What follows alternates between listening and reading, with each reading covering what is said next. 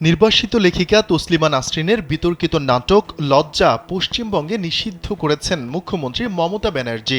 সোমবার বিকেলে এক ফেসবুক স্ট্যাটাসে বিষয়টি নিশ্চিত করেছেন বিতর্কিত এই লেখিকা নিজেই।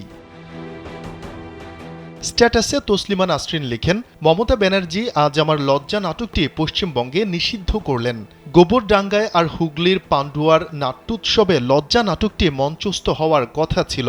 2 মাস যাবৎ বিজ্ঞাপন যাচ্ছে নাট্যোৎসবের, আর আজ বলা নেই কওয়া নেই হঠাৎ মমতা ব্যানার্জির পুলিশ এসে জানিয়ে দিল সব নাটক মঞ্চস্থ হবে, শুধু লজ্জা ছাড়া। নবপল্লী নাট্য সংস্থা দিল্লিতে 3 বার নাটকটি মঞ্চস্থ করেছে, 3 বারই প্রেক্ষাগৃহ পরিপূর্ণ ছিল। এলো ভিশন মুশকিল আসান অফার। যে কোনো ব্র্যান্ডের পুরনো ফ্রিজ নিয়ে চলে আসুন ভিশন শোরুমে আর নিয়ে যান নতুন ভিশন ফ্রিজ 20% পর্যন্ত ছাড়। কেন নাটকটি নিষিদ্ধ করা হয়েছে সে বিষয়ে তসলিমা নাসরিন বলেন, পুলিশ জানিয়েছে লজ্জা মঞ্চস্থ হলে মুসলিমরা নাকি দাঙ্গা বাঁধাবে। মুসলিমরা দাঙ্গা বাঁধাবে এই অজুহাতে সম্পর্কে টানাপোড়েন নিয়ে লেখা আমার মেগা সিরিয়াল দুঃসহবাস, যেটি টেলিভিশনের আকাশ 8 চ্যানেল থেকে সম্প্রচার করার কথা ছিল, সেটি বন্ধ করে দিয়েছিলেন রাজ্য সরকার।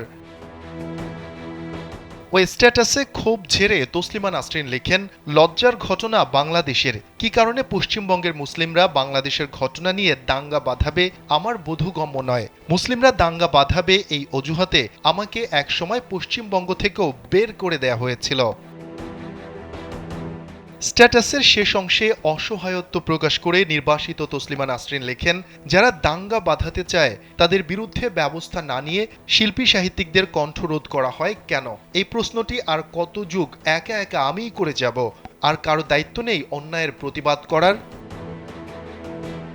তসলিমা নাসরিনের লেখা লজ্জা উপন্যাসটি প্রথম প্রকাশিত হয় 1993 সালে। কিছুদিনের মধ্যেই বাংলাদেশে নিষিদ্ধ ঘোষণা করা হয় এই বিতর্কিত উপন্যাস। সেই উপন্যাস থেকেই তৈরি করা হয়েছিল লজ্জা নাটক, যেটিও নিষিদ্ধ ঘোষণা করলেন পশ্চিমবঙ্গের মুখ্যমন্ত্রী মমতা ব্যানার্জি। শফিকুল ইসলাম শান্ত, কালবেলা ডেস্ক।